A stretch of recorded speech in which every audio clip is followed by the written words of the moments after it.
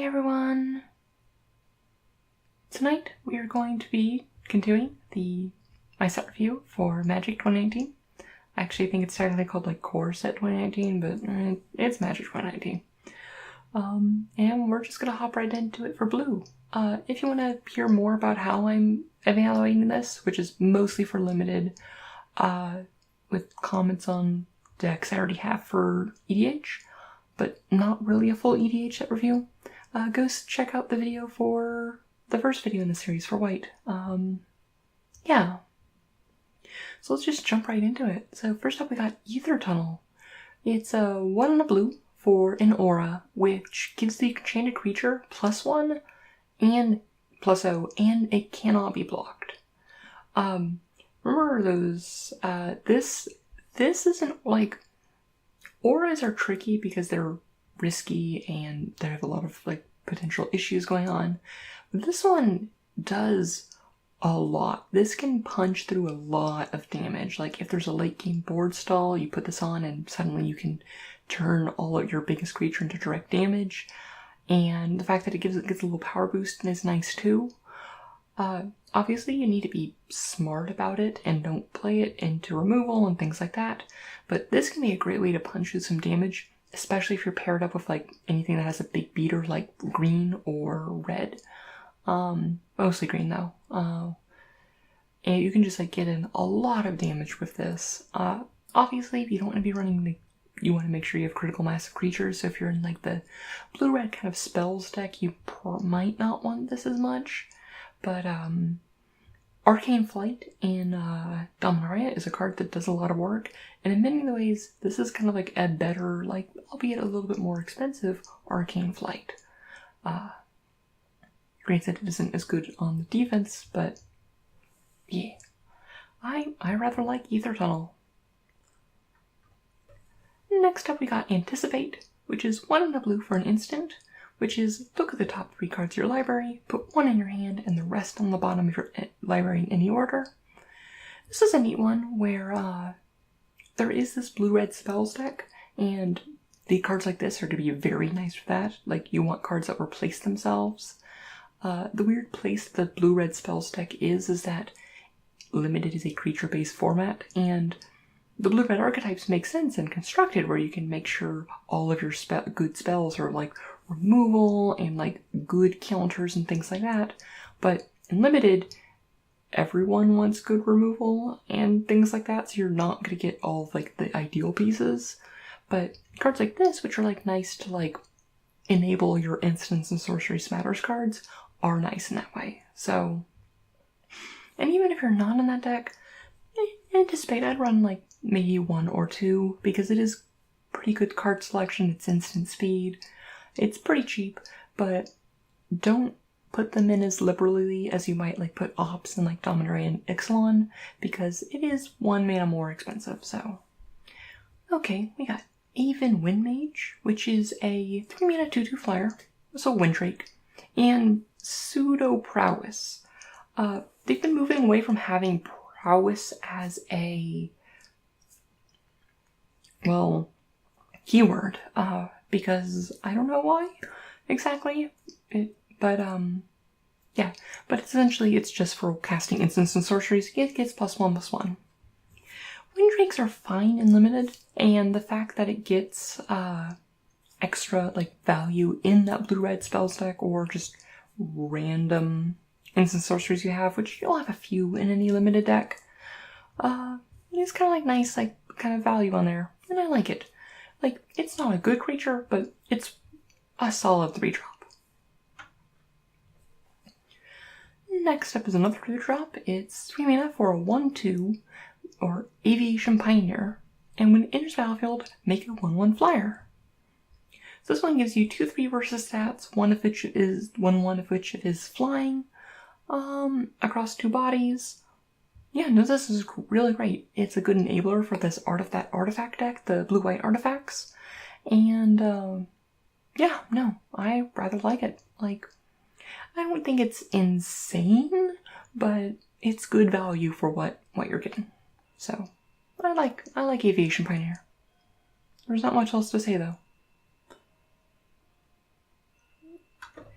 Next up is Bone to Ash, which is a 4-mana instant, which says counter target creature spell, draw a card. It's an Essence Scatter with a card attached to it. I'm in. I love Essence Scatter. But actually though, counter spells are weird to run limited and you don't always want them. This one's nice that it like draws you a card, but you're having to leave 4 mana up, which is a lot. Which like, that's a big opportunity cost that you're leaving up. And even then, like, it is countering creature spells and limited is a format of creatures. I do feel that 4 mana is a bit much to leave up to counter it. So I don't think I'm huge on Bone to Ash, although I don't think it's embarrassing to run the first one. I am the person who in Amonkhet did routinely run decks with like 4+ Essence Scatters. It's just Essence Scatter does, at 2 mana, is so much less opportunity cost as leaving up 4 mana every turn. Next up we got Cancel, which is it's a 1 blue for counter target spell. Again, like, I feel the sweet spot for counter spells is 2 mana, and you can run one of these if you want to be in that, like, spells deck, but I'm not huge on Cancel in limited formats, and I love countering spells, but it just isn't quite there. Next up is Departed Deckhand. It is a 2-mana 2/2, which has, when it becomes the target of a spell, sacrifice it. Okay, that's fine, that's not an issue. And it cannot be blocked except by spirits, so pseudo unblockable. But you can also play 4 mana and say another target creature you control can't be blocked this turn except by spirits. So it's a 2-mana 2/2, that is like pseudo unblockable, so really good, and can also kind of like Rogue's Passage your guy stuff. It's not like strictly Rogue's Passage. There is a creature in the set which is actually Rogue's Passage. Well, not actually Rogue's Passage. It isn't Rogue's Passage, but it's closer to Rogue's Passage. But, no, this guy is great. I think this is one of the best 2-drops in the format. The whole, when it becomes target of the spell, sacrifice it, means essentially, oh no, they'll have to spend a piece for removal on it, or sometimes they can use a combat trick as removal if they wanted to. But for the most part, since it isn't spell or ability, that isn't really an issue. But no, Departed Deckhand is great, and there aren't that many spirits in the set. And even when they do have spirits, it's still a 2-mana 2/2. And when you're making other things only blockable by spirits, like the spirits, for the most part, aren't that large, especially in this set. So if you're like making your Colossal Dreadmaw unblockable only by spirits, like, okay, they can like chump block with some spirits, but that's an issue. Yeah, no, very high on Departed Deckhand. Like, both good early game and as a great kind of like finisher. Next up we got Disperse, which is an instant, which is 1 and a blue, so 2 mana for return target non-land permanent to its owner's hand. This is fine. It's not an unsummon. It does cost 2 mana, so it's a little bit more expensive. But in that blue-red spells deck, I like it, and it's a nice tempo card. But you don't want to run too many of these, and it's nowhere near as good as unsummon or other type effects like this. So, it's okay. But, I mean, it has lots of good applications, so you'll be fine running 1 or 2. Alrighty. So now we have Divination, which is a classic spell. 3 mana, draw 2 cards. It's sorcery. This is one that I think is really dependent on the speed of the format. Because it's like, you're not actually gaining that much value, you're gaining a card off of it. And if it's a slower format like Dominaria, whereas in Dominaria, Divination is quite good because it's a very kind of slow, grindy format. But if this format ends up being too fast, this won't be very good because you're not getting that much value for losing 3 mana of it, and that can be tricky. So I'm pretty medium on this. Like, obviously, if you want Instants and Sorceries for the Instants and Sorceries deck, it's not a terrible one, but I don't think it's not high priority. That said, I love this art of divination. The nice, like, Theros art. Next we have the Djinn of Wishes. It's a 5-mana 4/4 flyer. Those stats alone, I am very happy with. Like, but it enters the battlefield with 3 wish counters on it. You can pay 4 mana to remove a wish counter from Djinn of Wishes. Reveal the top card of your library. You may play that card without paying its mana cost. If you don't, exile it. So, it's a 5-mana 4/4 flyer, which is good and quite good and playable. And the fact that you also get to get essentially 3 free spells off of it. And it can be lands, it's play, so if you hit a land, it's on a total whiff. Just remember, don't play a land until you activate this. And yeah, no, I really like this. It's real cool. Also remember, you can do that instant speed, so you can still, on your opponent's turn, I believe this is the case, because it says you may play that card within, like, you have to do it then. You can play things that normally would be sorcery speed on their turn. Of course, you don't know what it is unless you're having top deck manipulation, stuff like that, but yeah. Okay. Next we have Dwindle, which is a 3-mana enchantment aura, which gives enchanted creature -6/-0, and whenever it blocks, destroy it. Honestly, this is pretty much kind of like pseudo-conditional removal, like they get 1 free block out of it, but then it's destroyed.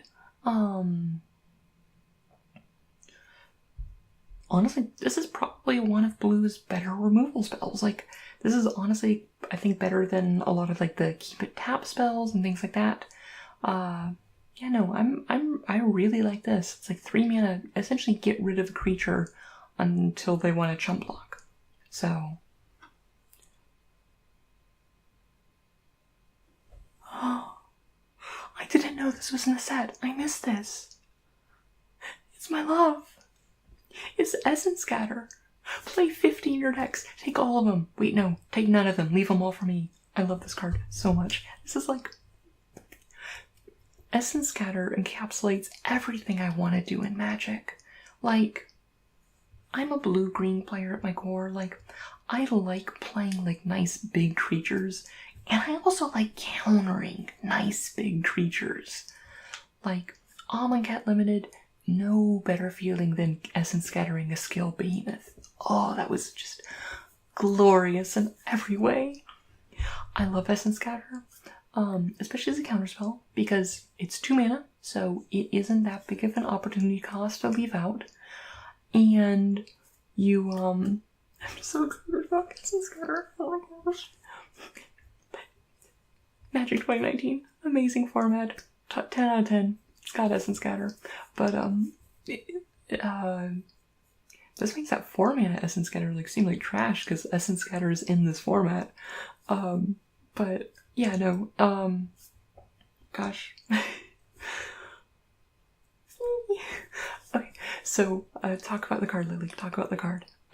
But it is a creature-based format, so it's gotta find targets. You're not really having to leave up that much of an opportunity cost. You got the Instants and Sorceries Matters cards in here, so it like plays that deck archetype, and Essence Scattering things is just great. Oh my goodness. I'm in love. Okay, next up we got Exclusion Mage. It's 3 mana 2/2, and when enters battlefield, return target creature an opponent controls to its owner's hand. It's a mana war. It's great. Yeah, no, this is really good. Like, Academy Journey Mage was a good card, and this one is 2 mana cheaper, sometimes 1 mana cheaper, only 1 less power, and oh man, this is another premium blue card. I'm loving the blue in this set. Oh, Exclusion Mage, very good. Very good. Good tempo play, and yeah. It also kind of wants me want to play like Wizards in Standard. Next up we have Frilled Sea Serpent, which is a 6 mana 4/6, and you can pay 7 mana, and it cannot be blocked this turn. I'm getting Gear Seeker Serpent vibes, which is another card I love from Kaladesh Limited. Jesus, blue in the set just has everything I love from like all like my favorite limited formats. It means that it is a little expensive, and you probably don't want to be running more than one of them. But that said, like, this will end games. It punches, it's a good control payoff. It will, like, it's a good blocker, it's a good body, and yeah. No, I really like this.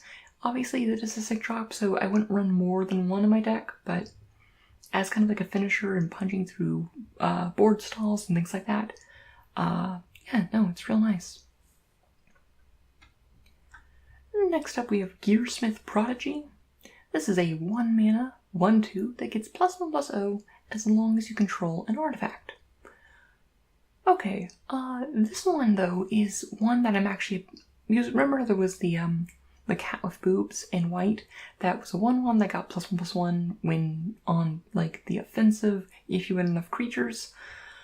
This one is just 1 mana, is sometimes a 2/2, and honestly I feel like this one's playable. You don't want to run too many of them, and you need to make sure that you're in that artifacts deck. But yeah, no, this one thing is fine. Like, it's not a great card, but it's playable, and yeah, no, I like it. Also, that kid's cute. Yeah. Also, I love the, like, kind of like new, whenever we get, like, art from, like, core sets and stuff that, like, is looking at planes that we've been to, and it's like, oh, look, it's Kaladesh, and art that we haven't seen of Kaladesh yet. Yeah. Next up, we have Ghostform, which is 1 blue for a sorcery. Up to 2 target creatures can't be blocked this turn.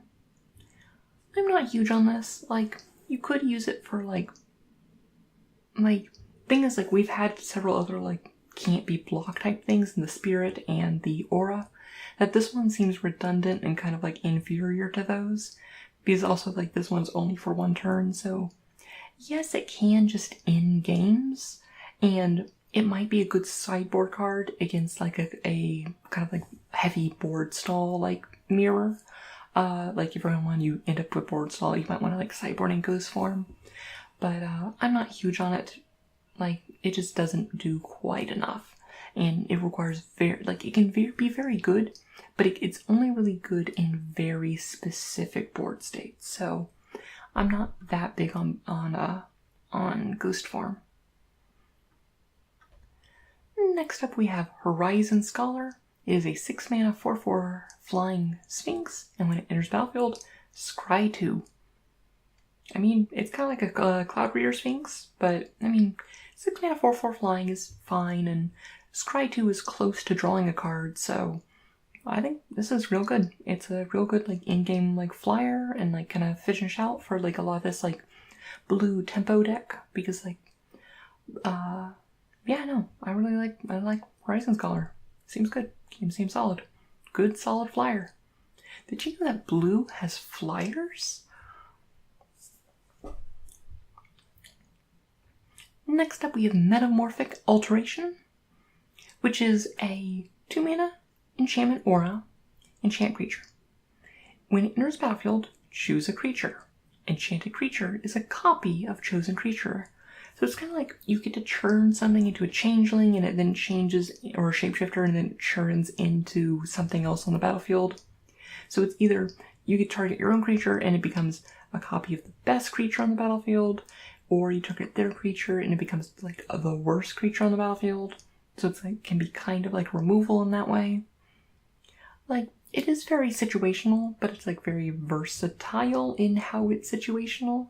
So I think it's fine. I think it's actually quite good, but it's not like outright insane. I think it's just fine. So, yeah. Next up we have Mirror Image, which is a 3 mana 0/0 shapeshifter that just enters battlefield as a copy of any creature you control. This one is only things that you control, which like can I think this is fine, but it is reliant on your own creatures. You're going to make sure you have good creatures. Like, obviously I think this is best if like you, like, late game and you can like copy like a big flyer or like a big green stompy creature. I like blue-green, but I think it's fine. You don't want to run too many of them, but it's fine. But by no means like a premium creature. Next up we have Mistcaller, which is a 1 blue for a 1/1 that you can sacrifice it, and until end of turn, if a non-token creature would enter the battlefield and it wasn't cast, exile it instead. This is a card for not limited. Don't play it. It's not good. Next up we have Mythic Archaeologist, which is a 2-mana 2/1, so it's a piker, which is okay, but you can pay just 5 mana, 3 blue to draw 2 cards. I'm in. I'm all about dirtling, and this guy dirtles. And I mean, a piker alone you don't really want, but like a piker trades relatively well on the defensive, and this is gonna, like, when you need it like early game to stop aggro early on, and in late game this is just a card draw engine. Like, you might be like, oh, 5 mana, like that's just divination, but you're not having to spend a card. This is closer to like one of those like a 5 mana draw 3 card, which we get a lot of in sets, and 5 mana draw 3, because you have to spend the card that you're playing, that is a card that you'll run on, and this is just on a stick. If they don't remove it, you get to like keep repeating this effect, and this will just steal late games. So very high on Mystic Archaeologist, and the fact that it's a creature that early game, if you're not getting to there and it can block, it is a body, just makes it like kind of like nice in a lot of those situations. So I very much like Mystic Archaeologist. Next up we got Omen Speaker. It is a 2-mana 1/3, and when it enters battlefield, scry 2. Like I said before, like scry 2 is almost like draw a card. I think like people say like scry 2.5 is about equal to drawing a card. And I mean, if you're trying to play this like kind of like control deck, a 1/3 body blocks quite well early on, and yeah, no, and I mean, it's good for filling out your curve and like lowering it, because I know me with blue decks, I tend to like weight my high end a bit, because it's like, oh, I want all my control payoffs and whatnot. But in this is a good control card to have like early on in your curve and set up your next few turns. Also, Scry 2 is really nice, like, because like if you have an Omen Speaker in your hand, it lets you like keep hands a bit more aggressively, because it's like you know, like, oh, I only have 2 lands, but I also have an Omen Speaker, so I can like help ship away lands and trying to figure out my draws, so it makes your hands a bit more consistent. So yeah, no, I quite like Omen Speaker. Next up is Omniscience, which is a 10 mana enchantment, which says you may cast spells from your hand without paying their mana cost. This card is money, so you'll probably take it a fair amount, but it's not good in limited. Like, 10 mana is just unreasonable to get to in limited, so, and its effect, honestly, in limited, like once you're at 10 mana, you can pay for anything already. This is for other formats where you can cheat it onto the battlefield, not this one, so yeah. Next up is One with the Machine, which is a 4 mana sorcery, and it's draw cards equal to the highest converted mana cost among artifacts you control. Even if you're in this artifacts deck, you need, if you have a critical mass of artifacts, and I would want 4 or 5, and like preferably most of them with at least like 3 CMC, this becomes quite great, because like if you're playing like a 5 mana artifact creature or something, like this becomes a 4 mana draw 5. But it is kind of like this build around, and if you can get working, it's great. If you don't have the artifacts, obviously it's not good, so be careful. You want to make sure you're in the right deck for it, and don't just put it in there when you only have like a couple artifacts it works with. Good art of Tezzeret though. Next up is Patient Rebuilding, and I love this art. And not just because I love Magali, because I got to meet her and she's awesome, but it's a 5 mana enchantment, and At the beginning of your upkeep, target opponent puts the top 3 cards of their library into their graveyard. Then you draw a card for each land card put into their graveyard this way. This one is quite nice. Like, granted, it is a 5-mana enchantment that is nothing when it comes down, and it does not affect the board state. That said, on average, this will have you drawing an extra card every turn. Very good. Because it's like, on average, about a third of your deck is going to be lands, and so, on average, your opponent will be milling that. Well, it's like over a third of your deck. And you're also milling your opponent out 3 every turn, so if like the board is stalled or anything, like that will kill your opponent, like milling 3 every turn. Like this is limited, you are playing with 40 cards, so like milling them out with this is a possibility, and then you can just look for extra cards, like be playing very defensively and whatnot. So I like this card as kind of like a potential control payoff. Oh, I love blue so much in this set. I'm just gonna be always drafting blue. This is gonna be a problem. I will force blue every time, mostly because of Essence Scatter, but also good other cards that are like nice control payoffs.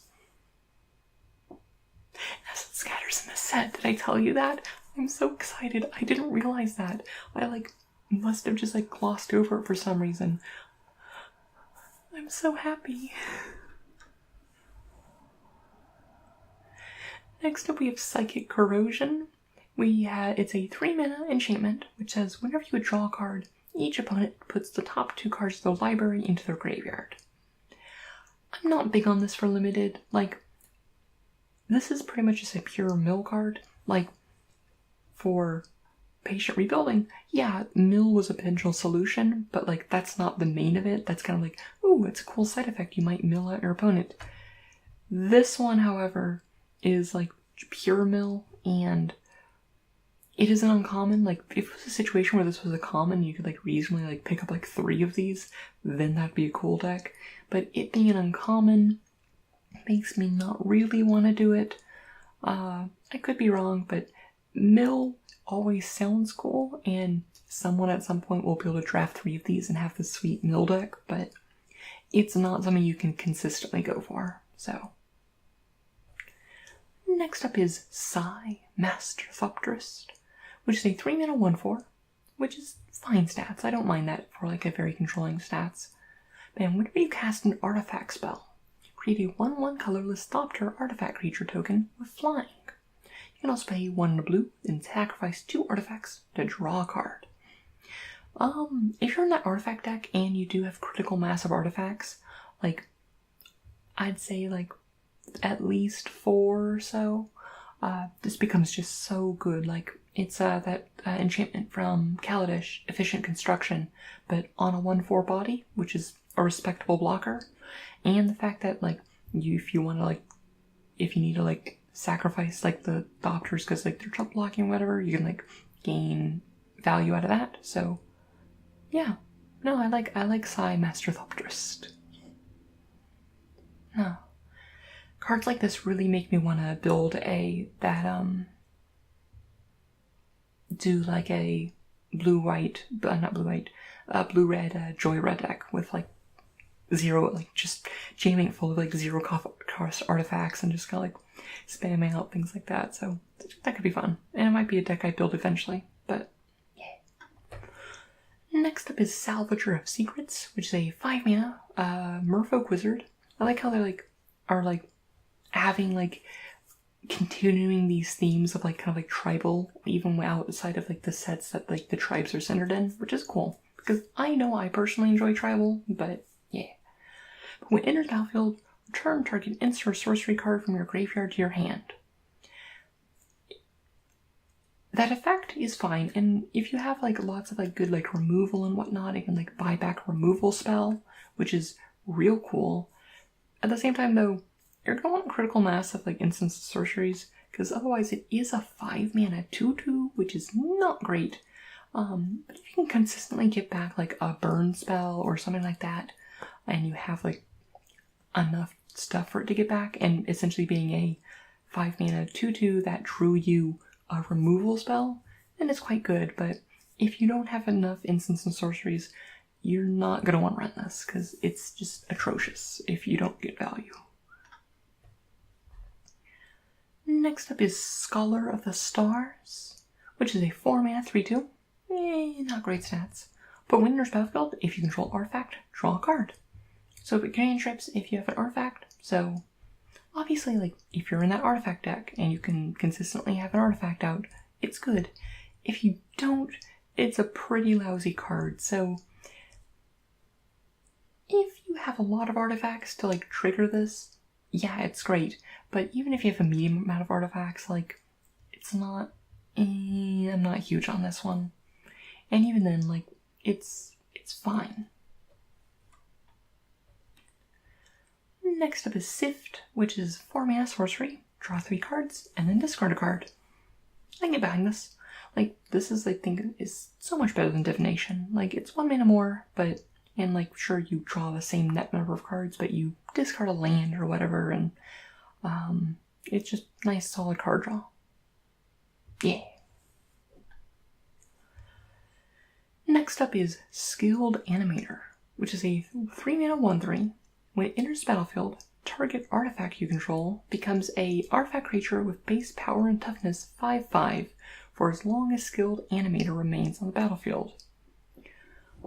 So it's kind of like an Ensoul artifact on legs. So I really don't know how to rate this. Like, this is one I'm gonna have to see the artifact deck in action. The thing is that you have to have like a 1 or 2 drop artifact to turn into a 5/5, and you're not always gonna get that because it's like when it's not coming down on turn 3 and you're not getting your 5/5 on turn 3, it isn't as useful. So I'm on the side of it isn't that good, but I mean, back in M15, I think it was, like the Ensoul deck surprised everyone, so who knows? But I'm leaning on the it isn't quite there side. I mean, that said, I don't know. Next up is Sleep, which is a 4-mana sorcery. Tap all creatures target player controls, and those creatures don't untap during the player's next untap step. So it freezes down all their stuff for a while. That's like a 1-of in a deck for like a nice finisher. I am very down for this. Like, if it was just tap all creatures they control, like, that wouldn't be playable. But the fact that you get to get back, like, just essentially freeze their board for 2 turns and get 2 full attacks in, that can easily just end games very quickly. So obviously you don't want to run too many of these because it's really only good. It is only like really good late game, and once you have like a board press to like hopefully finish the game. Also, it can be used to help like slow down aggression because it turns off all their attacks for 1 turn. So, and give you time to look for an answer. But obviously that situation isn't great. Next up is Snapping Drake. It is a 4-mana 3/2 flyer. I mean, it's simple, but I mean, that is a clock. It's a clock in the air. If you don't have too many 4-drops, you could do worse. But you could also do better. So, it's fine. Next up is Supreme Phantom. It is a 2-mana 1/2 1/3 flyer, and it gives other spirits you control +1/+1. There aren't that many spirits, so for the most part, it is a 1/3 flyer. But I think that's fine. Like, 1/3 flyer is fine stats, and if you have incidental other spirits, more power to you. But it's fine. But I don't think it's super high priority or super high power level. But as 2-drops go, it's not bad. It blocks well. It doesn't attack great, but it blocks flying aggression, things like that. So next up is Surge Mare, which is blue for an 0/5 Horsefish. Great teacher type line. You want to think you'd like Horsefish sounds like something you'd get like from the Simic, not just in a random core set. Surge Mare can't be blocked by green creatures. Okay, that's sometimes relevant. And whenever it deals combat damage to a player, or no, just damage to a player. Not that that's super relevant, that distinction in this limited format. You may draw a card and then discard cards to get to loot. But how do you do damage? It's an 0/5. You can also pay 1 in the blue to give it +2, -2 until end of turn. I quite like this. Like, blue for an 0/5, that's not a wall. Like, blue for an 0/5 is like, 2 mana, like, 0/5 would be a decent thing. And the fact that, like, this can, like, punch in for, like, a fair bit if you want to, and lets you loot. The can't play blocked by green creatures is situational, but not super important. So, yeah, no, I quite like Searchmare. That's a good horse. Horsefish. It's weird. But, yeah, no, it has a lot going on. It's very complex, I would say, for like a core set uncommon, but yeah, no, I rather like it. It's cool. Next up is Switcheroo, which is a 5-mana sorcery. Exchange control of 2 target creatures. I think it's like fine. You get to change like their best creature for your worst creature, but you are losing a card in the exchange. This is definitely by no means like an Unbolas' Clutches, or even a Shrewd Negotiation, which in Kaladesh, where you could like just give away like, here's my prophetic prism that I don't need anymore. Obviously, if you have like bounce effects, like you can get like cool things going on there, but I'm not big on Switcheroo. Like, it's fine, and you wouldn't run, like, you'll run the first one, maybe the second one, but it's by no means like the premium removal, because it does require you on having creatures, and you still have to give them a creature, and if you don't have a bad creature, then it's like really awkward. So next up is Tezzeret, Artifice Master. He's a 5-mana, 5 loyalty planeswalker. +1, make a 1/1 colorless stop-turn artifact creature token with flying. 0, draw a card. If you control 3 more artifacts, draw 2 cards instead. And the -9, which is not super, like, you can't judge, shouldn't judge planeswalkers by their ultimate, but it is, you get an emblem with, at the beginning of your end step, search your library for a permanent card, put it onto the battlefield, and then shuffle your library.